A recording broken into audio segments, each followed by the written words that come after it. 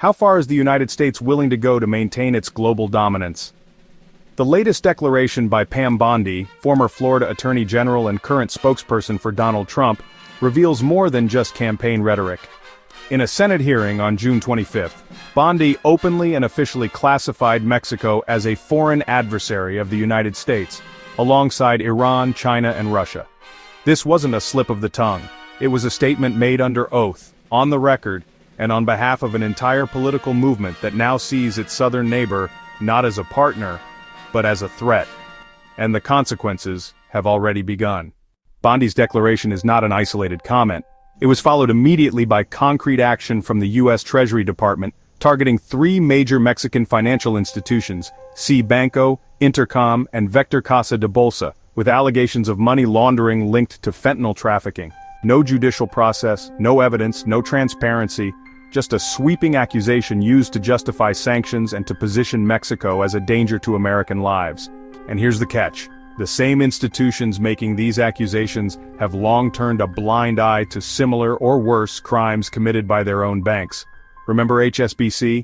In 2012, this British bank admitted to laundering over $800 million for Mexican and Colombian drug cartels. What happened?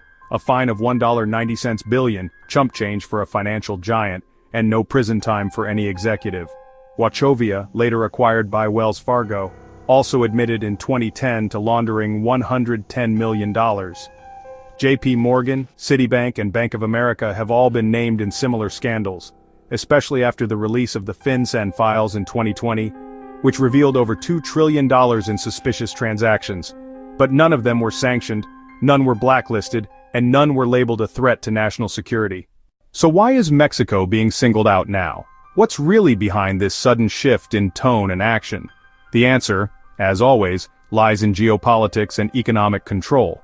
On the same day Bondi gave her statement, the Mexican government was advancing discussions with BRICS nations, Brazil, Russia, India, China, and South Africa, on energy cooperation and critical mineral exports, particularly lithium. Claudia Sheinbaum's administration signed letters of intent to deepen relations with Russia and India, and a Chinese company, Ganfeng Lithium, has been operating in Sonora. These moves signal a diversification of trade away from U.S. dependency, and that apparently is intolerable. It's no coincidence that this declaration came just as the Mexican peso was gaining strength. The peso had appreciated 2.7% against the dollar in recent weeks, an unprecedented move given the usual dominance of the greenback. The stronger the peso, the weaker the dollar appears. That's bad for Washington's narrative of supremacy, and it's especially problematic when the country bolstering its currency is also cozying up to U.S. rivals. So what does the U.S. do? It launches an accusation, it triggers financial panic, it creates doubt in the markets. The goal, devalue the peso, scare off investors, and preserve the dollar's position, all without firing a single shot.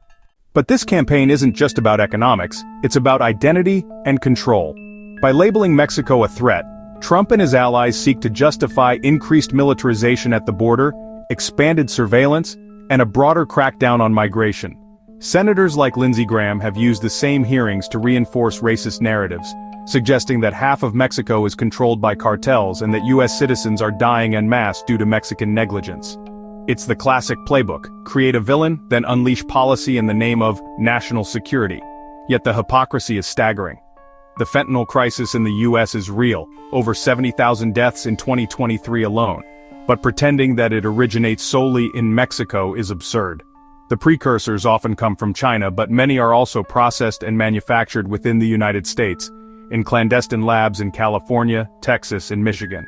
Are there American cartels? Are there US-based labs? Absolutely. But those topics are conveniently left out of the conversation. Why? Because acknowledging them would shatter the illusion of foreign danger and reveal the rot within. Meanwhile, Pam Bondi's statement lays the legal groundwork for invoking the International Emergency Economic Powers Act, IEPA, a U.S. law that allows the president to impose sweeping sanctions on any nation deemed a foreign adversary. That includes freezing assets, blocking contracts, canceling visas, and halting wire transfers. And if this label becomes official, it could be devastating for the Mexican economy. We're talking about potential bans on exports, restrictions on cross-border business, and even interference with remittances, the lifeblood of millions of Mexican families. Why now? Because Washington is nervous. As Mexico explores trade with BRICS nations, strengthens military ties with Canada and the EU, and resists subordination to U.S. interests, the American elite sees a neighbor slipping out of its control. This isn't about drugs, this is about global power realignment. The same strategy used against Iraq with weapons of mass destruction, against Brazil with corruption charges, and against Venezuela with humanitarian concerns is now being deployed against Mexico, but dressed up as a drug war. Ask yourself, when was the last time the U.S. sanctioned one of its own banks for laundering cartel money? When did an American executive go to jail for helping traffickers? If the accusations against Mexican banks are true, then why not follow the same legal process used for HSBC and Wells Fargo? Why the sudden urgency and unilateral punishment? The answer is that this is not about justice, it's about control. And when that control slips, the empire bites back. No te vayas, quedad con nosotros hasta el final, porque lo que estás a punto de escuchar podría cambiar tu forma de ver el poder global. A continuación te daremos los detalles que necesitas para entender lo que realmente está pasando y mantenerte un paso adelante. Esto es News for Dummies, donde te lo explicamos todo para fomentar tu comprensión crítica de los hechos actuales. So what happens next? If these accusations stick, the damage could snowball. Sanctions could isolate Mexican financial institutions from global networks. Credit costs could rise, investment could flee, and the peso could face devaluation, not because of actual instability, but because of manufactured fear. It's economic warfare disguised as public safety. And let's be clear, this isn't just symbolic, this is real. President Sheinbaum has tried to downplay the situation, stating that cooperation with the US continues, and that there is no formal evidence. But even she had to acknowledge that something is shifting. Her administration is finalizing a security cooperation agreement with the US, and yet at the same time, American senators are calling Mexico a lawless land ruled by cartels. Can you have cooperation without trust? Can you build a partnership while being blacklisted?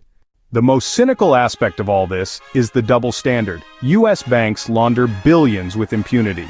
American pharmaceutical companies fuel opioid addiction, and yet Mexico gets blamed, sanctioned, and vilified. It's a strategic distraction. While the US refuses to confront its own demons, it points the finger elsewhere. And when that finger lands on Mexico, it carries the weight of imperial punishment. This is not the first time we've seen this strategy, and it won't be the last. Whenever a Latin American country begins to assert sovereignty or shift alliances, Washington retaliates. The question is, will Mexico cave, or will it accelerate its integration with BRICS and other non-aligned partners? That's the real threat. Not drugs, not crime, but independence. Trump claims he doesn't need anything from Mexico. Then why the outrage when Mexico looks elsewhere? If the US wants out of the relationship, fine. But don't sabotage our economy in the process. Don't cry foul when we seek new partners. You can't claim friendship while holding a knife behind your back. This isn't just about Mexico. This is about a broader pattern of coercion and control. And if we don't call it out for what it is, economic imperialism, the damage will go far beyond currency devaluation or political posturing. It will strike at the heart of sovereignty and self-determination. So we ask you, why is Mexico suddenly a threat? Why now? Why this strategy? And what does it reveal about the real agenda of the United States?